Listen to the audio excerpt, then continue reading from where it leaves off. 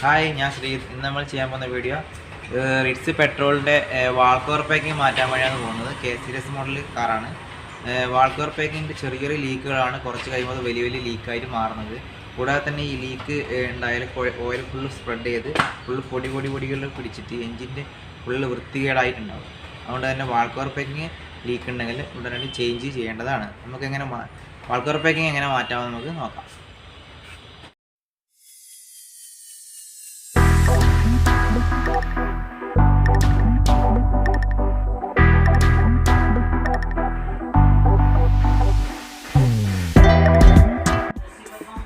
കാണുന്നതാണ് വാൾ cover oil leak. ഇത് ചുറ്റുപാടും കാണുന്നതാണ് ലീക്ക്. ഇത് വാൾ കവർ അയക്കാൻ വേണ്ടിയിട്ട് നമ്മൾ എയർ ഫിൽറ്റർ അയക്കണം. പ്ലഗിൻ്റെ ഇഗ്നേറ്റർ 4 ഉണ്ട്, അത് അയച്ചെടുക്കണം.